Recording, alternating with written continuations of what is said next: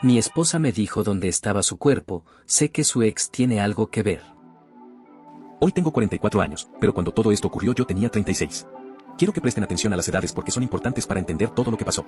Cuando estaba por terminar la universidad conocí a una chica extraordinaria. Nos enamoramos completamente desde el inicio. Los dos veníamos de relaciones complicadas, pero desde el día 1 hicimos clic y todo empezó a funcionar de forma natural. No habían pasado ni 3 meses cuando decidí pedirle matrimonio. Pensé, la conocí, es el amor de mi vida, no voy a esperar.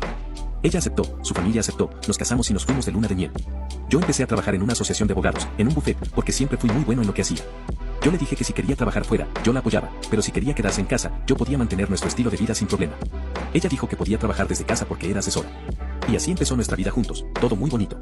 Pasó como un año y fracción donde todo parecía perfecto, una verdadera burbuja de amor y felicidad. Pero un día, de la nada, ella empezó a comportarse distinta, ansiosa, lejana, inquieta. No podía dormir por las noches, se bañaba a cada rato, lloraba mucho. Yo le preguntaba qué pasaba, si quería ir al psicólogo. Me decía que no, que solo extrañaba a sus papás, su casa, su vida anterior. A mí me dolió. Pensé que quizá ella no me amaba tanto como yo a ella, que tal vez yo me hice ilusiones y ella realmente estaba sufriendo. Le dije que si quería volver con sus papás yo lo entendería, no quería que estuviera en un lugar donde no era feliz. Pero ella decía que no quería irse, que quería estar conmigo. Algo no me cuadraba, pero quise creerle. Un día regresé más temprano del trabajo y me encontré con que todas las puertas estaban cerradas con candado por dentro. Traté de entrar y no pude. Empecé a tocar, y desde adentro ella gritó, lárgate, no quiero que estés aquí. Le respondí, amor, soy yo, ¿qué pasa? Y ella contestó, ay, amor, no sabía que eras tú, perdóname. Yo estaba confundido. Le pregunté si alguien la había asustado, por qué estaba encerrada así. Acorralada por mis preguntas, terminó contándome la verdad. Antes de estar conmigo, ella había estado en una relación tóxica. Su exnovio la golpeaba. Ella había quedado embarazada de él, y cuando estaba a punto de dar a luz, él le dio una golpiza tan brutal que el bebé murió dentro de ella. Ella casi muere también. Hubo testigos, el hospital intervino, y gracias a eso pudieron meterlo a prisión. Antes ya había denunciado, pero él siempre sabía cómo golpearla sin dejar marcas visibles. Después de eso ella nunca pudo dejarlo, hasta que lo metieron preso. Pero justo ahora, año y pico después, había salido de la cárcel por buena conducta. Al enterarse de que ella se había casado conmigo, empezó a hostigarla. Le llamaba constantemente diciéndole que iba a terminar lo que no hizo antes. Mensajes donde decía que lo único que lamentaba era no haber matado a su hijo, y no haberla matado a ella. Me dijo que una vez llegó a llamarla 4000 veces. Era una locura. Yo le dije que me lo hubiera contado antes, que él era peligroso, que podían hacerle daño. Que teníamos que denunciar. Lo hicimos, pero el número desde el que la acosaban no estaba registrado a su nombre y él nunca se presentaba físicamente. Ella decía que lo veía en sueños. Cuando fuimos con abogados, prácticamente la trataron como loca. Él incluso se presentó frente a mí diciendo que no sabía nada de ella, que no sabía que estaba casada.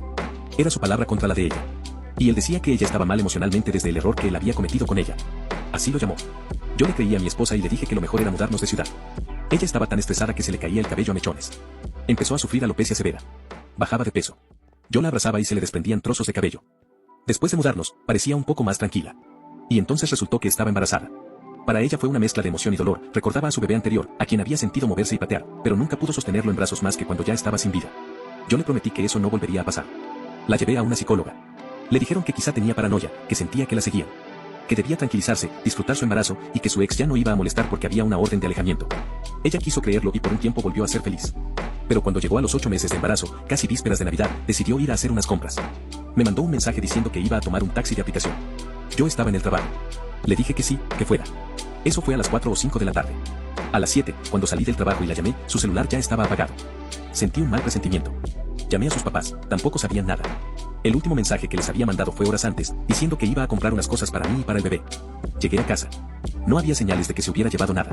No faltaba ropa, nada estaba revuelto, no había indicios de que hubiera planeado irse. Llamé a la policía. Dije, mi esposa desapareció. Está embarazada. Nunca se va sin avisar. Pensé inmediatamente en su ex. La policía fue a buscarlo. Él aseguró que había estado trabajando toda la tarde. Negó cualquier vínculo. No podíamos rastrear el taxi porque no teníamos el celular. Las cámaras estaban mal instaladas, prendidas, pero sin grabar. Y así avanzó la investigación. Mi esposa nunca apareció. Pasó diciembre. Luego enero. Nuestro hijo debía nacer el 5 de enero. Nada. Febrero, marzo, abril. 7 meses sin una sola pista. Mi familia terminó internándome 2 meses porque intenté quitarme la vida. Entré en un hoyo del que no podía salir. Una noche, en mi peor momento, mientras me afeitaba, me corté y las luces comenzaron a titilar. Mientras parpadeaban, escuché a mi esposa al otro lado de la puerta diciendo que las luces estaban fallando. Solté todo. Salí corriendo. La abracé. Yo sabía que ella nunca había vuelto. Pero ahí estaba, flaca, y ya no embarazada. Le pregunté dónde había estado todo ese tiempo. Ella me dijo, ¿cómo que todo este tiempo, mi amor? Si nos acabamos de ver. Miré alrededor y me di cuenta de que la casa no era la misma. En mi dolor y depresión, jamás la había limpiado. Pero ahora estaba impecable, como antes. Y escuché a mi hijo llorando en la otra habitación. Mi hijo, pensé. Era su llanto. Corrí y en el cuarto había una cuna, todo decorado. Levanté al bebé, pero no pude verle la cara, estaba envuelto en mantas. Intenté destaparlo, pero ella me detuvo. No, no lo destapes. Está dormido. Yo la tocaba, su cabello, sus manos. ¿Eres tú?, le dije.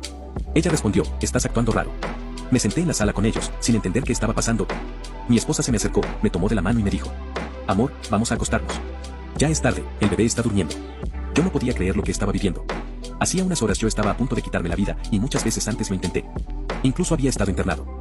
Pero ahí estaba ella, viva, conmigo, diciéndome esas cosas como si nada hubiera pasado. Andrade describí que viví aquel sueño durante casi un mes. Y lo más extraño fue que, en todo ese tiempo, jamás pude ver la cara de mi bebé. Nunca. Cada vez que yo intentaba acercarme a la cuna o levantarlo, ella me detenía. No, no lo levantes, lo voy a cargar yo. Me parecía raro, claro, pero era tan feliz que prefería aferrarme a esa vida perfecta que tenía con ella. Recuerdo que salíamos, que íbamos a comer afuera, que estábamos los tres juntos. La gente nos decía que nos veíamos hermosos, que el bebé era precioso. Y yo solo podía pensar: ojalá pudiera conocerlo. Porque nunca le había visto la carita. La gente me miraba raro cuando lo decía y un día, ya en la casa, mi esposa me preguntó por qué decía que no conocía al bebé. Empezamos a discutir un poco y, de pronto, comencé a oler hierro, el olor de la sangre. La misma sangre de cuando me estaba cortando la barba antes de que todo empezara. Por eso dije al inicio que recordaran eso, porque aquí todo se empieza a unir. Me acerqué a ella y le dije: mi amor, ¿te cortaste? Me levanté de inmediato y fui al baño. Y ahí todo cambió. Volví a mi realidad. El baño ya no tenía los patitos de hule, ni la tinita del bebé. Estaba sucio, igual que como lo recordaba desde su desaparición. Entré en pánico. No, no quiero volver ahí, me repetía. Di 3 pasos hacia atrás. 1, 2. Y al tercero, la vi. Mi esposa estaba ahí, empapada completamente, con el cabello mojado, embarazada, descalza, y recuerdo que sus pies estaban negros, como si la piel se estuviera pudriendo. Quise acercarme para decirle: mi amor, ¿qué pasó? Pero ella me dijo: no te puedes acercar. Solo quería despedirme de ti. Quería que supieras que fuiste feliz en algún momento y que puedes volver a hacerlo. Pero necesito que encuentres mi cuerpo para poder irme del todo. Ni yo ni tu hijo podemos irnos. Ahí me rompí. Caí de rodillas, llorando, diciéndole: yo no quiero perderte. Prefiero vivir en este mundo contigo que en el que tú ya no estás. Andrade describí que ella me respondió: tú puedes ser feliz. Te demostré que puedes volver a ser feliz en este tiempo que estuve contigo. Pero ahora necesito que encuentres mi cuerpo. Sacó un papel y me escribió una dirección. Una ubicación exacta, un lugar, una estructura derrumbada y cuántos pasos debía caminar desde ahí. Subí esa nota a Reddit. La tengo guardada. Luego me pidió que llevara una colcha, porque tenía mucho frío y quería descansar. Dijo que mientras su cuerpo siguiera ahí, no podría irse. Entonces me dijo: abre los ojos. Lo último que sentí antes de regresar a la realidad fue su mano tocándome la barba, exactamente donde yo me había cortado. Cuando abrí los ojos estaba otra vez en el baño. Cortado. Sangrando. Pero tenía el papel fuertemente apretado en mi mano. Llamé a mis papás, pero pensaron que había perdido la razón por completo. Me decían: no te fuiste a ningún lado. Todos hemos estado contigo. Tienes que superar esto. Pero no entendían. Yo sabía que ella había estado conmigo. Yo sabía dónde estaba su cuerpo. Fui con los padres de mi esposa. Les conté todo. Ellos tampoco me creían, pero me acompañaron. La dirección la había escrito ella. Llegamos al lugar, una estructura vieja, como una casa derrumbada. Caminé los pasos que ella indicó. Y entonces lo vi. Un montículo de tierra movido. En ese instante lo supe. Me puse a llorar, pero empecé a cavar con mis propias manos. Cavé y cavé hasta que encontré un saco. El olor era putrefacto. Horrible. Dentro estaba el cuerpo de mi esposa. No completo, faltaban partes. Vi parte de sus brazos, solo hasta aquí. No encontré todo su tórax. Solo partes. Había muchísimo cabello. Y debajo, en una bolsa negra de basura, estaba el cuerpo de mi bebé. Yo llevaba la colcha que ella me pidió. Los envolví a los dos. Lloré. Les dije: ¿por qué? ¿Por qué les hicieron esto? Los papás estaban en shock. Ya no podían negar nada. Luego llegaron los policías, pero insistían: un muerto no puede haberte dicho dónde estaba. Y yo les repetía: mi esposa me lo dijo. Ella me habló. Ella me guió.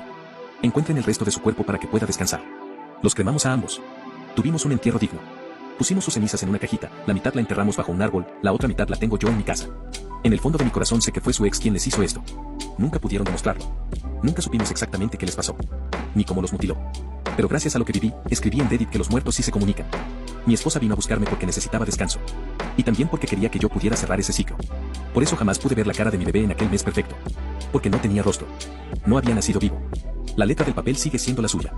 La tengo guardada. Lo que viví fue real.